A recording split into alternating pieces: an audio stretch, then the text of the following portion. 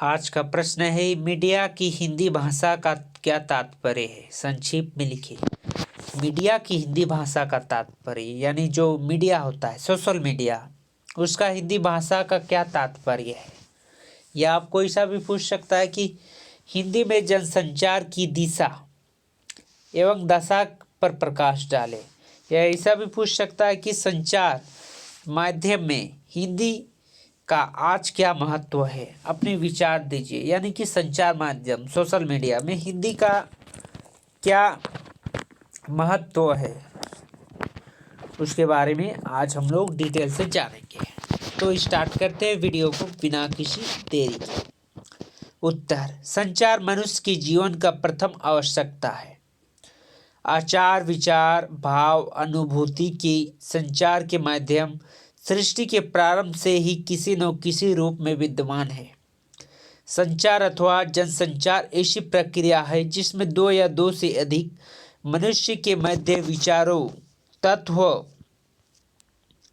अनुभव आदि का आदान प्रदान होता है। मनुष्य के जीवन में जन्म से लेकर मृत्यु तक यह प्रक्रिया अनवरत गति से चलती रहती है।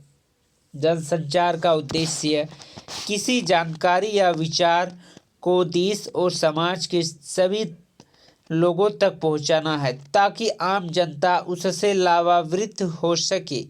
जनसंचार की इन सारी दिशाओं में संप्रेषण की सफलता देने का सारा सहयोग भाषा करती है। जिस जनसंचार का कार्य है कि लोगों को, आम आदमी को सरकार की योजना तथा क्या हो रहा है, कोई विचार, क्या घटना, उसको आम आदमी को पहुंचाने का कार्य है जनसंचार। और जो इस कार्य में जो सहयोग करता है वह भाषा हिंदी में क्या क्या महत्वपूर्ण है उसके बारे में आज विस्तार से जानते हैं। जनसंचार की इन सारी दिशाओं में संप्रेषण की सफलता देने का सारा सहयोग भाषा करती है। भाषा के बिना यानी हिंदी भाषा के बिना जनसंचार का लक्ष्य पूरा नहीं हो सकता, चाहे माध्यम कुछ भी हो। इसीलिए जनसंचार के सभी साधनों के लिए हर युग में किसी न किसी भाषा का प्रयोग अनिवार्य होता आया है। भाषा ने जनसंचार के कार्य को सुगम बनाया है, आकर्षण प्रदान किया है और विस्तार भी दिया है। यही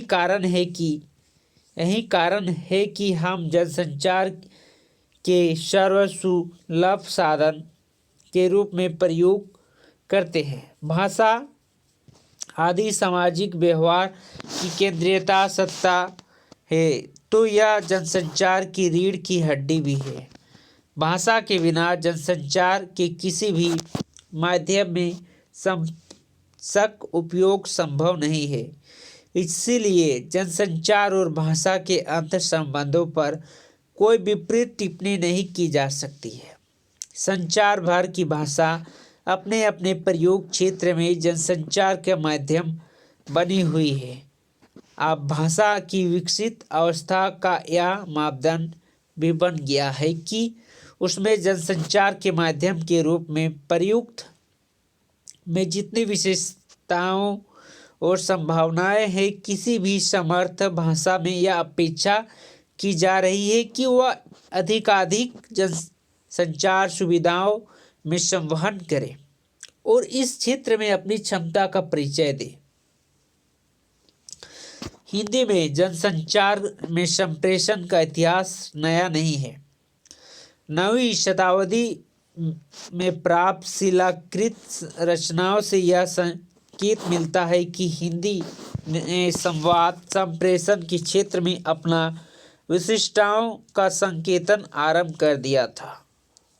अमीर खुसरो ने बार बार ऐसे संदेशों का उल्लेख किया है जो हिंदुस्तानी तथा हिंदवी में सार्वजनिक स्तर पर प्रचलित हुआ है।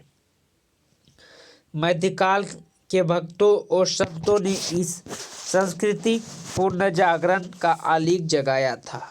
उसके विभिन्न सूत्रों के रूप में आलेख भारतीय संचार की उस व्यवस्था को भी महत्व देना होगा जिसमें दक्षिण के आचार्य का संदेश उत्तर तक पहुंचाया और उत्तर के भक्तों की वाणी को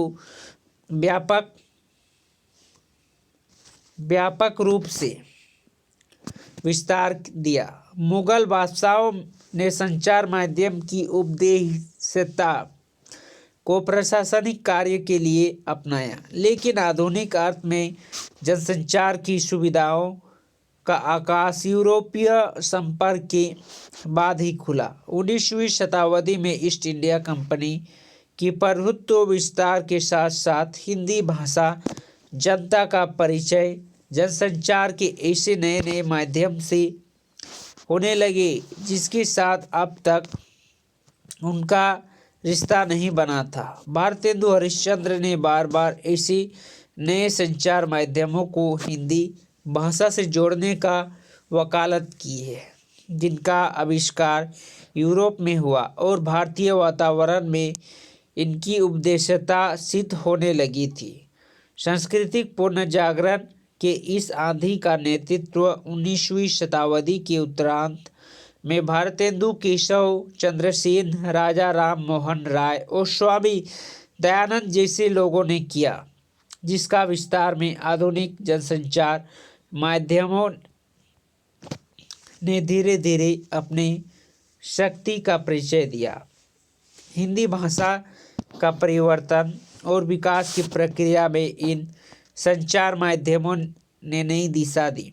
1826 में कोलकाता से हिंदी में पहले समाचार पत्र उर्दन मार्दन की शुरुआत ने एक नए युग का सूत्रपात किया। इन नए युग में पत्रकारिता, विज्ञापन और प्रचार के नए संसार के साथ हिंदी भाषी जनता का परिचय दिया। 20वीं शताब्दी में नए तकनीकी संचार माध्यम में प्रादुर्भाव ने जनसंचार की अवधारणाओं को पूरी तरह बदल डाला। 1913 में हिंदी की पहली फिल्म राजा हरिश्चंद्र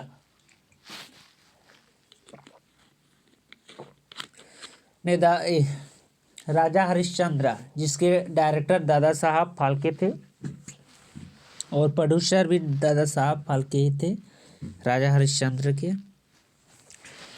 राजा हरिश्चंद्र दादा साहब फाल्के ने बनाई, लेकिन भाषा की शक्ति का वास्तविक रूप तब सामने आया जब यह गूंगी फिल्म बोलने लगी। गूंगी फिल्म था राजा हरिश्चंद्र और जो बोलने वाला पहला फिल्म था आलम आरा। 1931 में आलम आरा का प्रदर्शन के साथ ही भारतीय परिदृश्य में उस नई क्रांति का उदय हुआ जिसमें शब्द दृश्य माध्यम के रूप में है हिंदी की क्षमता का रेखांकित किया। पहले आकाशवाणी और फिर फिल्म, अब दूरदर्शन के माध्यम से संचार का नवीनतम माध्यम की ऐसी विस्तार हुआ कि संचार की हर पुरानी प्रक्रिया की शक्ल बदल गई। हिंदी ने जनसंचार के नए मार्ग को अपनाया और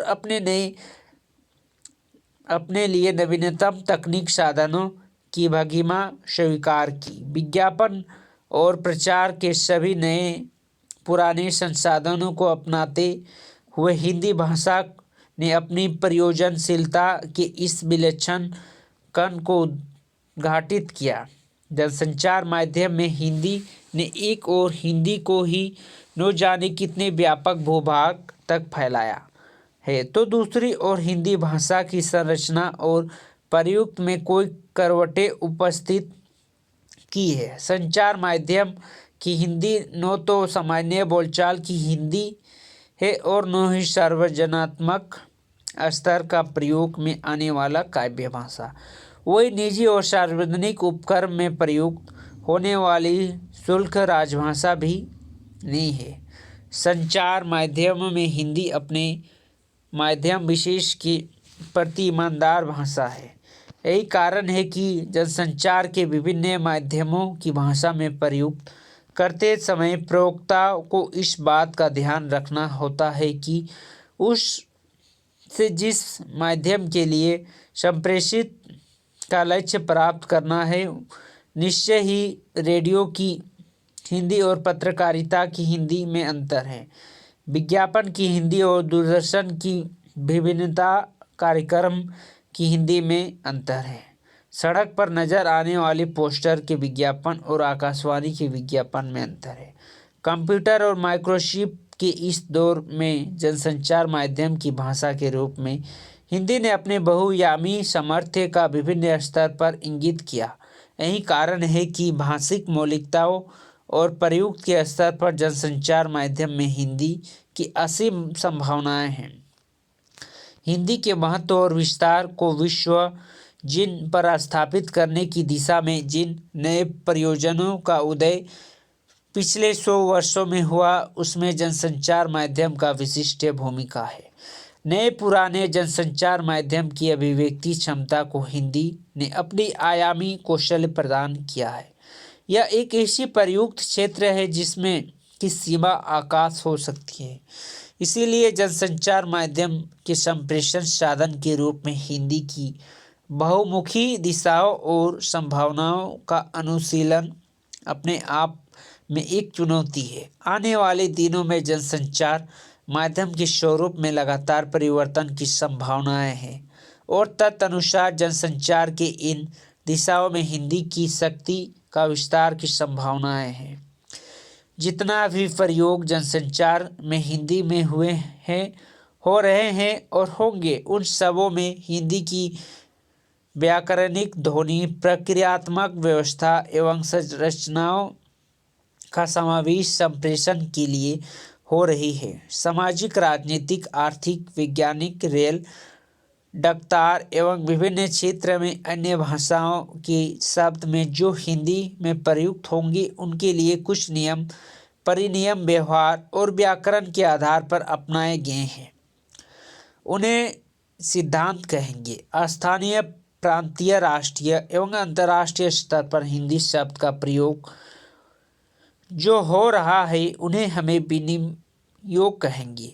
संदेश या विचार संप्रेषण या विनिमय जो किया जा रहा है, उन्हें शब्दों के आधार पर वाक्य व्यवहार संचार माध्यम में अब होने लगा है। इसे आकाशवाणी और दूरदर्शन भी विकसित और प्रचलित कर रहे हैं। इस तरह सभी क्षेत्र में हिंदी का प्रयोग होने लगा है। इलेक्ट्रॉनिक, कंप्यूटर, तारलेख, तारमुद्रित, अदालत, न्यायालयिक, निर्वाचन आदि में हिंदी शब्दों का विपुल प्रयोग होता जा रहा है। आकाशवाणी की हिंदी जनसामान्य की भाषा होती है।